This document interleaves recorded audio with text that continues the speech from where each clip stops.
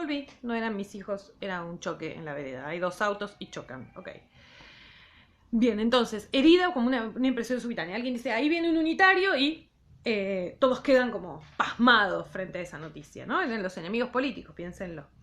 ¿No le ven la patilla en forma de U? No trae divisa en el fraque ni luto en el sombrero, dice. La patilla era la forma en la que se afeitaban unos y otros, también era distintiva, ¿sí? La patilla en forma de U, y el otro le dice, no trae divisa en el fraque, la divisa punzó, que los identificaba como federales, recuerdan, ¿no? Punzó significa rojo. Era la cinta roja que los identificaba como federales.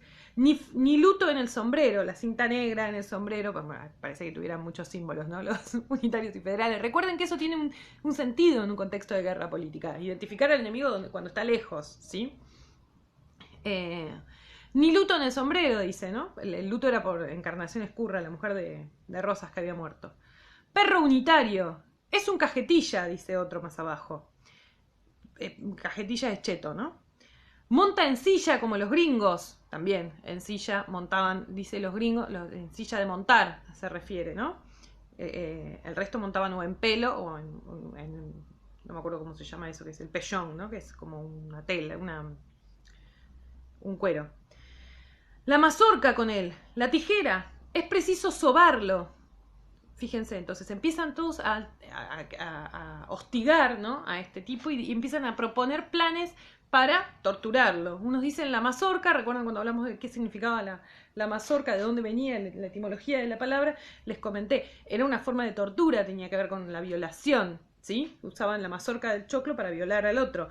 La tijera, otra forma de tortura. Es preciso sobarlo.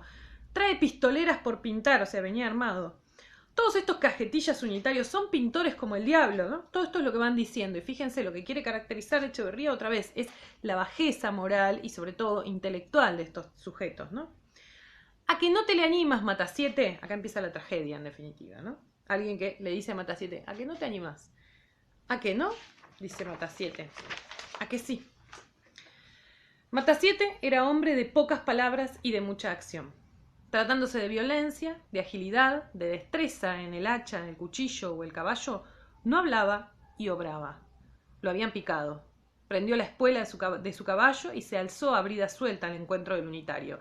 Lo arengaron y el tipo va entonces a hostigar al unitario. ¿Qué quiere mostrar acá? Fíjense, Echeverría lo va a decir después porque obviamente vieron cómo es, le gusta mucho explicitar, pero lo que quiere decir, lo que quiere mostrar es la arbitrariedad total del ataque de los federales al unitario. El unitario va caminando por ahí, nada, todos empiezan a decir, ese, ¿no? Una cosa medio como barra de fútbol. Le dicen a uno a que vos no te animás, al más bravo de todos, y ese es el que va a molestarlo de la nada, ¿no? Por favor, ¿vieron cómo eran la población del matadero, que eran todos feos, horriblemente feos e inmundos y deformes? Como decía Echeverría, esto no son mis palabras, son las de él, ¿se acuerdan? Eran todos horriblemente feos, inmundos y deformes. Bueno, y grotescos, lo dice como 5 veces en el texto. Observen la enorme distancia que hay con la descripción que hace del unitario. Era el unitario, un joven como de 25 años, de gallarda y bien apuesta persona, que mientras salían en borbotón de aquellas desaforadas bocas las anteriores exclamaciones, ¿no? Los otros hablaban borbotón desaforadamente, trotaba hacia Barracas, hasta el verbo es como elegante, trotaba, él iba trotando hacia Barracas, muy ajeno de temer peligro alguno. Notando, empero, las significativas miradas de aquel grupo de dogos de matadero, de perros de matadero, otra vez, ¿no? Con la idea, la asociación, echa maquinalmente la diestra sobre las pistoleras de su silla inglesa, cuando una pechada al sesgo del caballo de Matasiete lo arroja de los lomos del suyo, tendiéndolo a la distancia, boca arriba y sin movimiento alguno. Fíjense, ¿no? Qué artera, qué sucia nos quieren mostrar Echeverría, que es la maniobra del federal, ¿sí? Que sin previo aviso lo topa, lo tira del caballo y quedan ahí en total diferencia de situación. ¡Viva Matasiete!, exclamó toda aquella chusma cayendo en tropel sobre la víctima, como los caranchos rapaces sobre la osamenta de un buey devorado por el tigre. ¡Pah! Se zarpó acá. Observen, vuelvo a leer esa frase para que vean. Cuando hablamos del romanticismo, cuando hablamos de Echeverría y el estilo exagerado muchas veces, plagado de, de comparaciones, ¿no es cierto? Y de sobreadjetivación, observen por favor esta... y que todo eso está puesto en función de una declaración política. Observen acá cómo lo que dice: exclamó toda aquella chusma, cayendo en tropel sobre la víctima, ¿no? Todos en malón, cayendo sobre uno solo, nos quiere señalar la injusticia de la situación, como los caranchos rapaces sobre la osamenta de un buey devorado por el tigre. ¿Sí? Fíjense la comparación recontra complicada que hace y la cantidad de proposiciones incluidas, ustedes que lo vieron el año pasado en tercero, que hay una atrás de la otra, ¿no? Digo, desde la perspectiva sintáctica también es muy compleja la elaboración del texto en general, del romanticismo y en particular de Echeverría. Atolondrado todavía el joven fue, lanzando una mirada de fuego sobre aquellos hombres feroces, hacia su caballo, que permanecía inmóvil, no muy distante, a buscar en sus pistolas el desagravio y la venganza. Fíjense la actitud del unitario. Entonces, ¿qué es lo que nos quiere mostrar Echeverría con esta actitud? El tipo está en inferioridad numérica enorme, ha sido embestido por sorpresa por este grupo de federales, y él, en lugar de buscar el caballo para huir, que sería la actitud razonable por otra parte, busca las pistolas en su caballo para buscar, para vengarse, ¿no? ¿Qué nos quiere mostrar? Para nosotros es una actitud irracional y ciertamente no es civilizado hoy en día, pero para los estándares de la época eso era una enorme prueba de valentía, ¿sí? De este sujeto. Recuerden, ¿no? Todo esto está hecho por Echeverría para sus amigos unitarios y en tren de ensalzarse a sí mismos y denostar a sus enemigos políticos, ¿sí? Digo para que no hagan esta lectura no piensen en esto como un documento histórico, porque claramente no lo es una ficción, ¿sí? Y por otro lado, porque es un texto plagado de subjetividad, de la subjetividad del escritor, ¿sí? Estamos viendo su punto de vista sobre esta situación.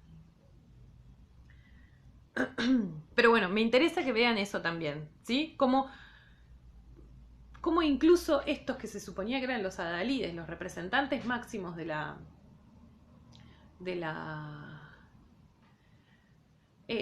civilización, también en el fondo visto desde la perspectiva moderna, no es una actitud civilizatoria esa, ¿sí? De enfrentarse de esa manera. Bien, sigo. Matasiete, dando un salto, le salió al encuentro y con fornido brazo, haciéndolo de la corbata, lo tendió en el suelo, tirando al mismo tiempo la daga de la cintura y llevándola a su garganta. Lo agarró, lo tiró en el piso y le llevó la daga, el cuchillo, a la garganta. Una tremenda carcajada y un nuevo viva estertorio volvió a victoriarlo, ¿no? Fíjense el rol de los otros, de los que observan. Qué nobleza, como Echeverría no tiene cierta desconfianza de que nosotros vayamos a coincidir con él en la barbarie que presenta la imagen para él, ¿no? En malón cayendo sobre un tipo solo. Qué nobleza de alma, dice, ahí viene la ironía. Qué bravura en los federales, siempre en pandilla, cayendo como buitres sobre la víctima inerte. Fíjense otra vez los buitres, ¿no? Hace un párrafo atrás eran caranchos rapaces, ahora buitres. Recuerden que una de las... De los símiles, de las metáforas que usa para hablar de los federales tiene que ver con las aves de presa. Siempre, entonces, por las dudas, si no nos dimos cuenta, acá tira la ironía tremenda como para mostrarnos lo terriblemente cobardes que son por enfrentar en grupo a uno solo. Degüéllalo, Matasiete, quiso sacar las pistolas, degüéllalo como al toro, por si no nos dimos cuenta que el toro y el unitario son exactamente lo mismo. Acá el personaje también nos lo trae a colación, ¿sí? Pícaro unitario, es preciso tuzarlo, afeitarlo, sacarle lo que lo caracteriza como unitario. Tiene buen pescuezo para el violín, tócale el violín, mejor es resbalosa. La resbalosa era otra forma de tortura, ¿no? Lo colgaban y le iban haciendo unos cortes hasta que se resbalaba la víctima. ¿Ven? Se van proponiendo entusiasmados, ¿no? Eso es lo que nos quiere mostrar Echeverría, el entusiasmo que le genera la violencia, estas hordas incontenibles de de federales descontrolados, ¿no?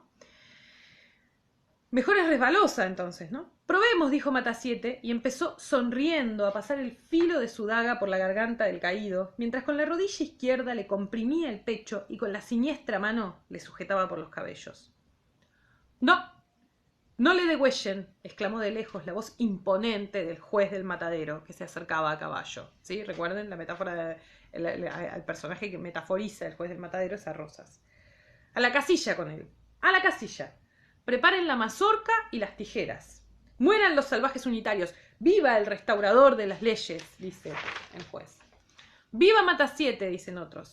¡Mueran, vivan!, repitieron en coro los espectadores, y atándole codo con codo, entre moquetes y tirones, entre vociferaciones e injurias, arrastraron al infeliz joven al banco de tormento, como los sayones al Cristo. ¡Qué comparación!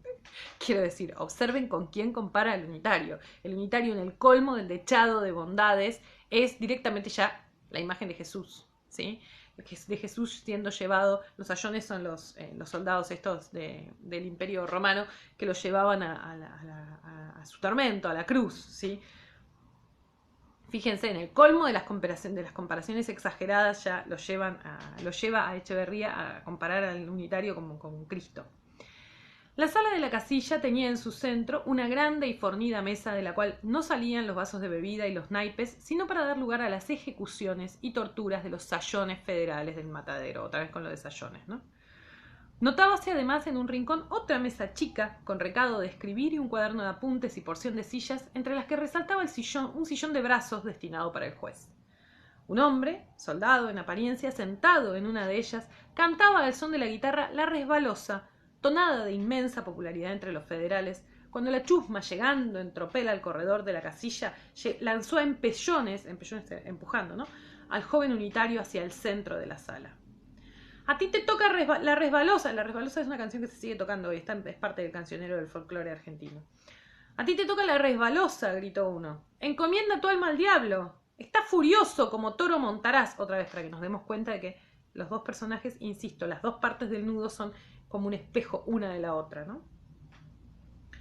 Ya le amansará el palo. Es preciso sobarlo. Por ahora, verga y tijera. La verga era una forma de rebenque que se usaba para castigar.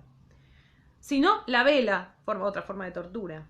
Mejor será la mazorca. ¿Ven? No pueden parar. Están enloquecidos como de este frenesí violento que todos proponen alguna forma de tortura, ¿no? Silencio y sentarse, exclamó el juez dejándose caer sobre su sillón. Todos obedecieron, mientras el joven, de pie, encarando al juez, exclamó con voz preñada de indignación. Otra vez, nunca está asustado el unitario, ¿sí? Nunca está asustado. Siempre está valiente, enojado por la situación a la que lo someten, ¿sí? Es una de las características que evidentemente Echeverría quiere adjudicarse a sí mismo y al grupo al que pertenece. Digo porque que se imaginen lo ridículo de la situación en esa situación estar más enojado, estás maniatado, están todos proponiendo cómo te van a torturar, vos sos uno y el resto son un montón y estás enojado, ¿sí? En vez de estar asustado. Por otra parte, fíjense, y acá viene la parte interesante, ¿no? También, vieron que hablábamos, decíamos, una de las formas que tenía Echeverría de denostar a los federales tenía que ver con su, para él, bajeza intelectual, que se traducía en una lengua soez, cargada de obscenidades y de groserías. Palabras propias de Echeverría, están en el texto. Fíjense ahora la distancia que hay en la forma en la que habla el unitario, ¿sí? Fíjense lo que va a decir el unitario. Infames sayones, ¿qué intentan hacer de mí? Fíjense la distancia que hay. En ese contexto el tipo les dice, infames sayones, ¿qué intentan hacer de mí? Calma, dijo sonriendo el juez. No hay que encolerizarse, ya lo verás. El joven, en efecto, estaba fuera de sí de cólera. Todo su cuerpo parecía estar en convulsión. Su pálido y amoratado rostro, fíjense que de paso tira pálido para aclararnos que era blanco, ¿no? Es muy importante para Echeverría ser blanco. Su pálido y amoratado rostro, su voz, su labio trémulo significa que tiembla, mostraban el movimiento convulsivo de su corazón, la agitación de sus nervios. Sus ojos de fuego parecían salirse de la órbita, su negro y lacio cabello se levantaba erizado, su cuello desnudo y la pechera de su camisa dejaban entrever el latido violento de sus arterias y la respiración anhelante de sus pulmones. Observen dos cosas acá. Primero, el latido violento de sus arterias, la sangre que bullía en el cuerpo, ¿no? La obsesión romántica por la sangre. Y observen, la descripción es la misma exactamente del toro antes de ser ejecutado, ¿sí? Los ojos de fuego que parecen salirse de la órbita, el tipo que está enojadísimo, ¿sí? ¿Tiemblas?, le dijo el juez. De rabia, porque no puedo sofocarte entre mis brazos. Observen la distancia que hay. Miren cómo le contesta. De rabia, porque no puedo sofocarte entre mis brazos. ¿Tendrías fuerza y valor para eso? Tengo de sobra fuerza y voluntad, y coraje para ti, infame. A ver, las tijeras de tuzar mi caballo, túcenlo a la federala, afeítenlo, sáquenle la barba que lo identifica como unitario. Primera humillación a la que lo someten, ¿sí? Lo van a afeitar. Dos hombres le asieron, uno de la ligadura del brazo, otro de la cabeza, y en un minuto cortáronle la patilla que poblaba toda su barba por bajo, con risa estrepitosa de sus espectadores. A ver, dijo el juez, un vaso de agua para que se refresque. Uno de hiel te haría yo beber, infame. Hiel es la forma culta de referirse al veneno, ¿sí? Un negro petizo púsosele al punto adelante con un vaso de agua en la mano, diole al joven un puntapié en el brazo y el vaso fue a estrellarse en el techo salpicando el asombrado rostro de los espectadores. Este es incorregible, fíjense, eso es lo que dice el juez. Este es incorregible, como diciendo, la enorme valentía de los unitarios hace que no se doblegue frente a nada. Ya lo domaremos, dice otro. Silencio, dijo el juez. Ya estás afeitado a la federala. Solo te falta el bigote. Cuidado con olvidarlo. Ahora vamos a cuentas. ¿Por qué no traes la divisa, la que lo identifica como federal? Porque no quiero. ¿No sabes que lo manda el restaurador? La librea es para vosotros, esclavos, no para los hombres libres. Acá viene algo fundamental. Recuerden, ¿no? Este unitario, que es la encarnación de los valores del romanticismo, ¿qué es lo que les dice para insultarlos? El mayor insulto, como veíamos al comienzo del texto, para los románticos, para Echeverría, tenía que ver con que no era un hombre libre, con que es un esclavo. Así les dice. La librea era la forma en la que se identificaba a los esclavos en la antigüedad. La librea es para vosotros, esclavos, ¿no? Yo soy un hombre libre, le dice con eso, ¿no? A los libres se les hace llevar a la fuerza, le contesta el juez. Sí, la fuerza y la violencia bestial. Esas son vuestras armas infames. El lobo, el tigre, la pantera también son fuertes como vosotros. Deberíais andar como ellas, en cuatro patas. ¿Vieron? Para que vean lo de la... quiero decir, hablamos de que este personaje es la encarnación de los valores del romanticismo, de su celebración, exacerbada de la idea de libertad. Fíjense también esta idea de el que es esclavo, ¿no? Para él estos son esclavos de Rosas. El que es esclavo no es libre y es por ende una bestia, exactamente igual que los animales que acaba de mencionar. ¿No temes que el tigre te despedace? Lo prefiero a que maniatado me arranquen como el cuervo, una a una las entrañas. Observen otra vez, por favor, el lenguaje altísimo que usa en este contexto, en esta situación. ¿Por qué no llevas luto en el sombrero por la heroína, la mujer de Rosas? Porque lo llevo en el corazón, por la patria que vosotros habéis asesinado, infames. ¿No sabes que así lo dispuso el restaurador? Lo dispusisteis vosotros, esclavos, otra vez esclavos, ¿no? Para lisonjear es chuparle las medias, el orgullo de vuestro señor y tributarle vasallaje infame. Les dice esclavos y vasallos, ¿no? Vasallo, la forma de esclavitud propia de la Edad Media. Insolente, te has embravecido mucho, te haré cortar la lengua si chistas. Abajo los calzones a ese mentecato cajetilla y a nalga pelada denle verga bien atado sobre la mesa. Lo van a... acá la interpretación teórica es diferente en algunos casos, ¿no? Unos dicen que le van a pegar, otros, la mayoría, dicen que el propósito es violarlo, ¿sí? Era una forma de castigo, de tortura. Apenas articuló esto el juez, 4 sayones salpicados de sangre, fíjense la imagen es dantesca, ¿no? Suspendieron al joven y lo tendieron largo a largo sobre la mesa, comprimiéndole todos sus miembros. Primero degollarme que desnudarme, infame canalla, otra vez, ¿no? Nunca el temor, siempre la bravura.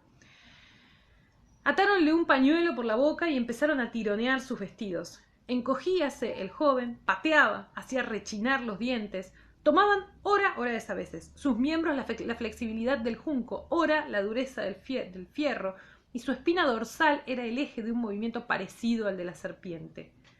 Gotas de sudor fluían por su rostro grandes como perlas, echaban fuego sus pupilas, su boca espuma igual que el toro, y las venas de su cuello y frente negreaban en relieve sobre su blanco cuti, otra vez, es blanco, no se olviden, como si estuvieran repletas de sangre. «Átenlo primero», exclamó el juez.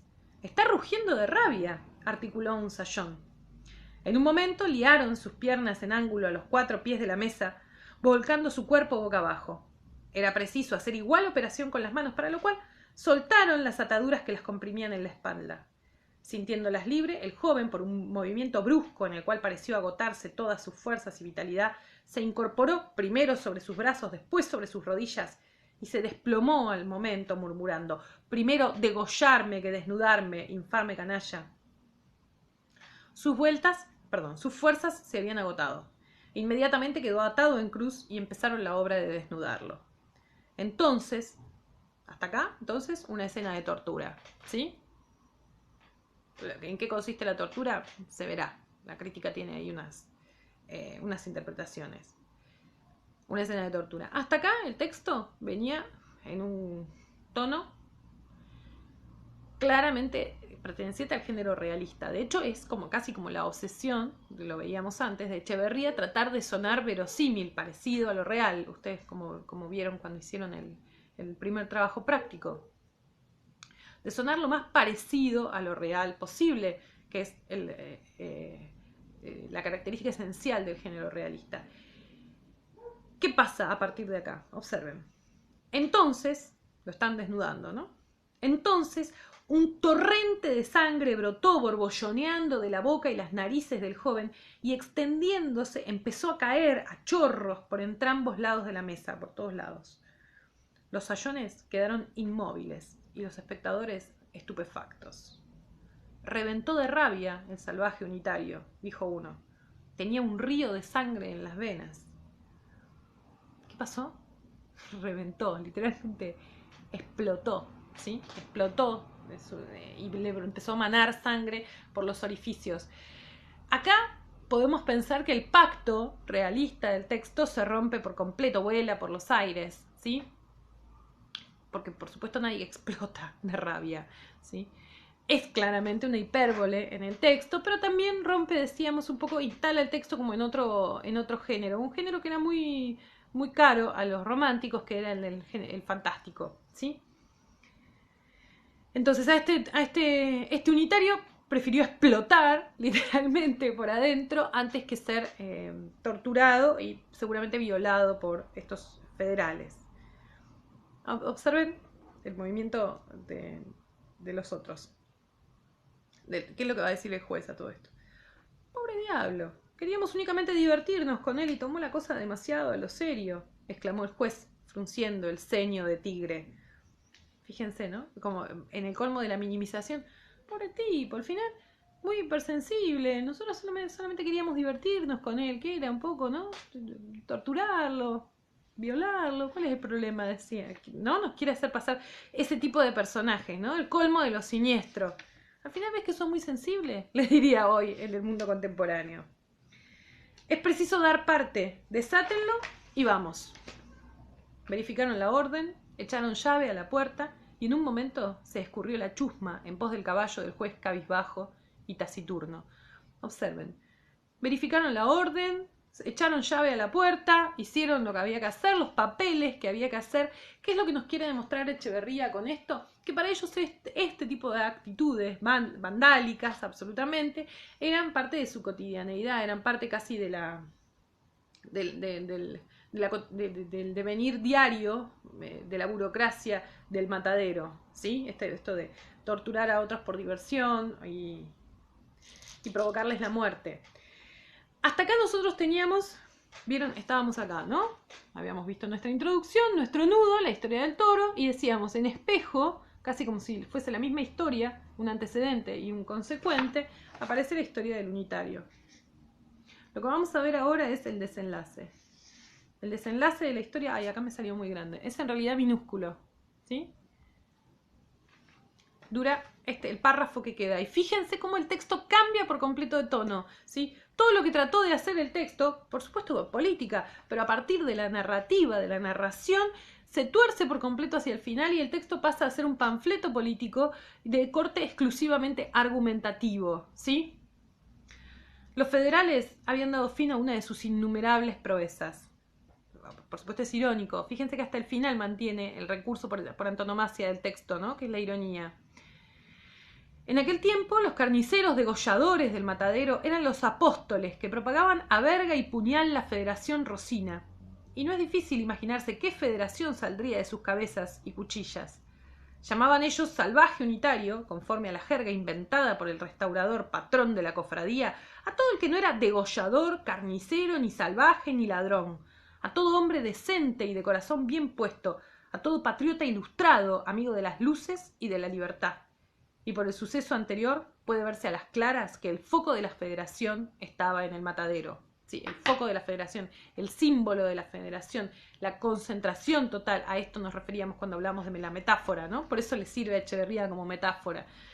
Observen, por favor, en ese párrafo que es, decíamos, un panfleto y donde él un poco olvida la clave metafórica, que manejó en el resto del texto. Observen por favor la contraposición, que son cuando hablamos de la grieta en Argentina y pensamos que es algo moderno, fíjense cómo se sostiene esto desde 1840, 1830 y pico. Fíjense la caracterización para Echeverría de uno y otro bando, ¿sí? ¿Cómo son los federales para él? Degollador, carnicero, salvaje y ladrón, ¿sí? ¿Cómo son para él los unitarios a sus ojos? Decente, de corazón bien puesto, patriota ilustrado, amigo de las luces y de la libertad. ¿Se ve? Ahí está perfectamente clara la contraposición, el contrapunto entre unos y otros. Con esto terminamos entonces con la lectura del Matadero, texto emblemático de la literatura argentina del siglo XIX, en primer lugar porque va a decir la historiografía de la literatura, que es el primer cuento argentino, y fíjense que el primer cuento argentino, nada más y nada menos, arranca con esta enorme escena de violencia, ¿sí? Digo para que vean que es casi como una marca iniciática de la literatura argentina, esta violencia. David Viñas, un crítico nacional, va a decir, bueno, la literatura argentina se inicia con un intento de violación, nada más y nada menos, y a partir de ahí todo el camino va a seguir un poco el mismo derrotero. Bien, por supuesto, como digo siempre, ya se los dije en las otras dos partes que hicimos de lectura, pero ustedes tienen que siempre tener en cuenta que esta es una visión de los hechos, la visión que nosotros tenemos, de la que nosotros atestiguamos, que es la versión de Esteban Echeverría, que es la versión unitaria del asunto. Esto, por supuesto, no es un documento histórico per se, lo podemos analizar, pero no tiene que ver con... Lo podemos analizar desde la perspectiva histórica, pero no tiene que ver con, digamos, no hay aquí una verdad, ¿se entiende? Una verdad revelada. Digo para matizar un poco, porque si no queda un poco, me parece, sesgada la visión sobre la historia nacional. A nosotros nos interesa en tanto documento literario, ¿sí? Y en tanto también marca una... como decíamos antes, una impronta en la literatura argentina del periodo. Bien. Ustedes van a tener que hacer la próxima semana, voy a subir las consignas, lo que tienen que hacer esta semana nada más es ver este video. La próxima semana lo que van a tener que hacer es las últimas consignas del trabajo práctico. Les pido que el trabajo práctico me lo presenten todo en un único archivo, ¿sí? Yo se los doy en partes para no darles a último momento y pedirles de una semana para la otra o para dentro de 2 semanas un trabajo que es excesivamente largo, para irselos dosificando y que tenga que ver con la parte que estamos viendo del texto. Haría lo mismo si estuviésemos en vivo, ¿sí? quiero decir, la próxima semana entonces les voy a dejar las consignas. Esas consignas, además de responder a esta última parte del texto, van a tener ustedes 3 textos accesorios que se responden que van a responder cada uno a una pregunta. Esos 3 textos son, por un lado, este texto de Echeverría, de Ricardo Piglia, que se llama Echeverría y el lugar de la ficción. Este texto está en un libro que se llama La Argentina en pedazos. Lo van a tener todo subido al Classroom, tranquis. Pero les quería explicar de dónde viene el contexto para no mandarlos a leer algo que no tiene sentido para ustedes. Y en 1980, después de la dictadura, Piglia se encargó de organizar una suerte de antología de textos que narran como la historia de la violencia en la literatura argentina, ¿sí? Y para eso Piglia, que era un escritor, hizo un un ensayo muy breve para cada uno de los textos, y después un artista plástico hacía una adaptación de esa obra a lo que diríamos que es un cómic, ¿sí? Una historieta. Eso es lo otro que van a tener, el cómic, ¿sí? El cómic del Matadero estuvo a cargo de Alberto Breccia. Lo van a tener ahí, van a tener una consigna también de análisis de la adaptación al cómic, ¿sí? Digo para que vean, es del mismo libro, digamos, ¿no? Ustedes tienen esto, que es como el ensayito, y por otro lado el cómic. Y después van a tener una conferencia de Alberto Laiseca, otro escritor argentino, que da sobre el Matadero. Y lo que va a querer hacer Laiseca en esa conferencia, que es Laiseca, que ya está muerto, dicho sea de paso, murió hace poco, lo que va a querer hacer en esa conferencia es, en cierta medida, corregir algunas cuestiones históricas sobre el Matadero. También van a tener ahí, entonces, un texto para pensar en relación a eso.